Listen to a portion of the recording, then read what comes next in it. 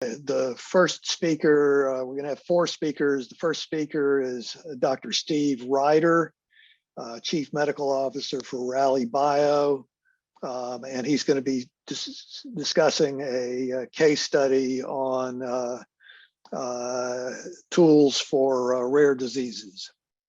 Steve? Norman, thank you. It's a pleasure to be invited to this symposium. For the last 8 years, 5 at Alexion and now 3 at Rally Bio, rare disease therapeutic development has been my entire focus. At Rally, this is very much a daily focus. It's what I do.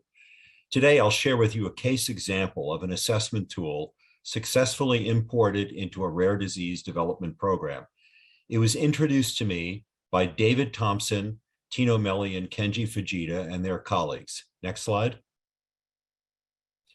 All were at Alexion at the time of this work. Next slide. Rare, ultra-rare diseases are too often poorly understood and researched. This extends both to the preclinical and clinical areas and covers issues of study design, assessment tools, dose, and benefit risk determination. This presentation will provide a case example of where a clinical assessment tool was imported, modified, validated, and successfully used in the Strensiq hypophosphatasia development program. Next slide. Hypophosphatasia is a rare, serious, and potentially fatal genetic disorder caused by loss of function mutations in the gene encoding tissue nonspecific alkaline phosphatase, leading to elevations in extracellular inorganic pyrophosphate. This inhibits bone mineralization by blocking hydroxyapatite crystal formation. HPP is characterized by defective bone mineralization and impaired phosphate and calcium regulation, leading to bone deformity and destruction, pain, muscle weakness, respiratory failure, and gait impairments. Next slide. Asfotase alfa, or Strensiq, is a human recombinant fusion protein developed as a treatment for HPP. The activity of asfotase was established in alkaline phosphatase knockout mice, shown on the right graphic, with a near return to normal life expectancy. Next slide. Clinical efficacy was established through a series of interdependent endpoints beginning at the level of biochemical substrates, extending to measurements of bone mineralization and radiologically assessed pathology, and extending then into clinical assessments of physical function, quality of living, and survival. The irreversible morbidity and mortality of HPP precluded placebo-controlled trials of meaningful duration in children with perinatal or infantile onset and juvenile onset disease. This required an informative and relevant historical control reference. Next slide. For perinatal and infantile onset disease, where the disease is most severe, informative and relevant historical control reference data were available, since the informative endpoints of ventilatory support and mortality are routinely captured in medical records. Next slide.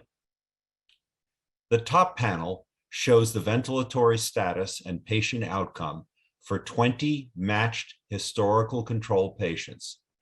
Nearly all of these patients died in childhood. In comparison, the lower panel shows the ventilatory support status for 14 asfotase-treated patients requiring ventilatory support at baseline. Half of the patients became ventilator-free, and 3 of the 14 patients died, a stark contrast to the upper panel. Next slide. Overall, among patients with perinatal and infantile onset HPP, asfotase patients had a significantly better survival rate compared to historical controls. Next slide.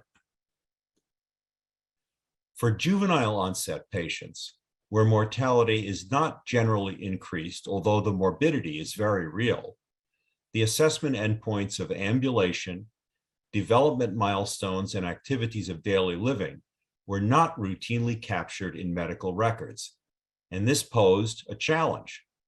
While improvement from baseline was seen in all these measurements, the comparison to an informative and relevant historical control reference was missing. Next slide. The 6-minute walk test was conducted in HPP patients 5 to 12 years of age, and asfotase treatment was associated with rapid and sustained gains in ambulation, entering the normal range after 6 months. Next slide.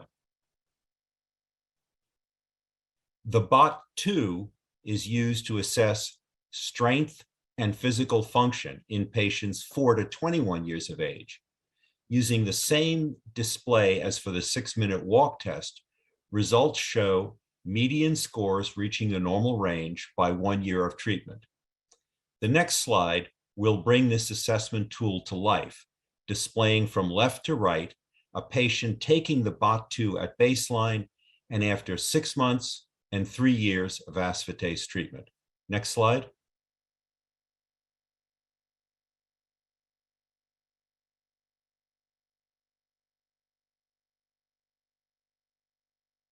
So as you saw in those videos, there was marked improvement from left to right. As impressive as the changes in the 6-minute walk and the BOT2 are, comparisons were limited to changes from baseline since these were not included in the historical record. David, Tino, and Kenji noted that at Shriners Hospital in St. Louis, historical video recordings were made of nearly all HPP children extending back for decades. This was a center of excellence in the United States. Video records of the children walking the corridor of the clinic. The concept arose whether these video records could be assessed, matched to the asfotase patients, and a comparison made. Next slide. The literature was surveyed and an assessment of gait was found to be in place. Next slide. The Performance-Oriented Mobility Assessment, or POMA, was introduced by Dr. Mary Tinetti in the mid-1980s as a mobility assessment in the elderly. Dr. Tinetti was at Yale, and the team was actually able to directly consult with her, being New Haven-based. One component of the POMA is an assessment of gait, specifically assessing components such as step length, height, symmetry, continuity, and walking stance. Next slide. Working with expert consultants led by Dawn Phillips at the University of North Carolina, the original scale was reviewed, adapted, validated, and then applied to the HPP trial patients and matched controls. Next slide. Carefully documenting each review and adaptation step, the original scale was modified to focus on those aspects of gait most affected by HPP, preparing the modified, or M, POMA-G, with a 0 to 12 scale of disability.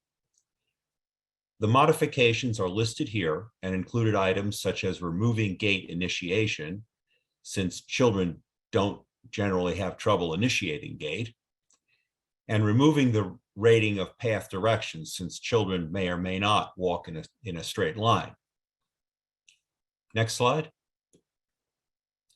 The modified scale was then validated by correlating the M-POMA-G score with changes on a number of already validated instruments, such as the Childhood Health Assessment Questionnaire Disability Index, CHAC-D, and the Pediatric Outcomes Data Collection Instrument, POD-C, and the 6-minute walk test. The highly significant correlation with the CHAC Disability Index is shown in the lower panel. Next slide.